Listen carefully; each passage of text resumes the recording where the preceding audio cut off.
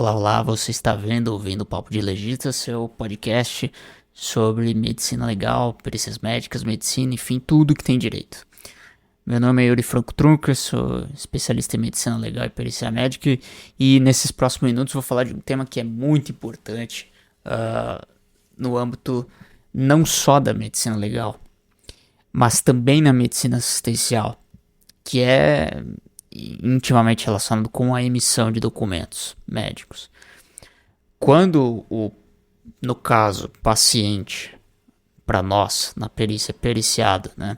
Mas para o médico assistente, está atendendo e solicita um relatório, um laudo, um atestado para perícia, não é infrequente, o colega muitas vezes acaba emitindo um atestado e colocando informações que muitas vezes não são tão fidedignas. E muitas vezes não só isso, acaba colocando informações que são infrações éticas, inclusive. Como, por exemplo, falar sobre incapacidade para o trabalho e por aí vai. Relação com o trabalho, nexo de causalidade, absurdos que são infrações éticas. Claro que esse é só um tempero do desconhecimento na nossa graduação, na nossa formação, frente à medicina legal em termos desse tipo de situação, sobre documentos médicos, de como emitir relatórios para uma perícia médica. O fato é que os americanos, nessa referência que eu estou trazendo para vocês, nesse slide, versa exatamente sobre esse conceito chamado fraude não intencional, que é exatamente isso. A emissão de um documento agraciado, né, visando o bem daquele paciente, num primeiro momento, é óbvio.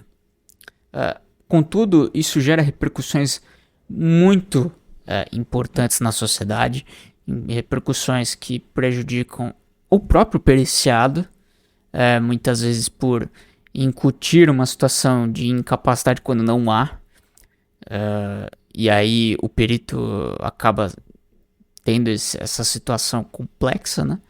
Que ele conclui, ele tem a competência normativamente para avaliar essa capacidade de trabalho e conclui por haver capacidade ao invés de incapacidade, mas o colega assistente coloca que há incapacidade e pior, coloca por tempo indeterminado, ou seja, diversas sucessões de coisas que confluem para uma catástrofe silenciosa na prática da medicina legal brasileira, extremamente corriqueira, exatamente pelo desconhecimento.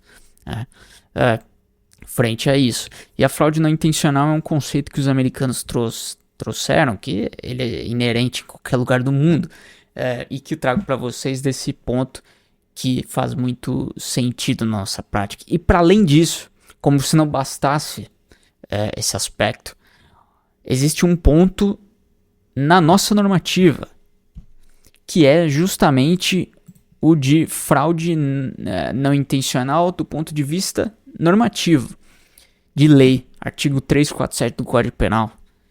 Vejam que está escrito: inovar artificiosamente na pendência de processo civil ou administrativo o estado de lugar, de coisa ou de pessoa, com fim de induzir a erro o juiz ou o perito. Trata-se, portanto, de crime fazer a fraude não intencional, entre aspas, ou seja, de fazer atestados graciosos. A pena de detenção de 3 meses a 2 anos e multa. E tem no parágrafo único ainda, se a inovação se destina a produzir efeito em processo penal ainda que não iniciado, as penas aplicam-se em dobro. Vejam só que coisa complexa. Os colegas que fazem perícia médica vão entender perfeitamente do que eu estou falando, porque é a nossa rotina diária. E isso é um problema gravíssimo na medicina legal brasileira, que a gente depara com os laudos e atestados de colegas assistentes que infringem resoluções do CFM e artigos do Código Penal. Portanto, colega assistente, cuidado na hora de emitir um atestado ou um relatório. Atente-se para as normativas que são vigentes, certo? Como deve se redigir esse relatório? Resolução do CFM 1658 de 2008. Confira, procure aí na íntegra no Google facilmente. Você vai ver quais são as prerrogativas e quais são o que deve conter num relatório com finalidade de perícia médica. Com certeza não é colocar incapacidade para trabalho, não é colocar período indeterminado e por aí vai. Então esse é um tema muito delicado, pouco falado, que é de competência da medicina legal e que tem uma importância, uma implicação absurda na nossa sociedade, no nosso judiciário e na previdência, especialmente. Espero que tenha gostado e aprendido um pouco mais sobre esse assunto e nos vemos no próximo.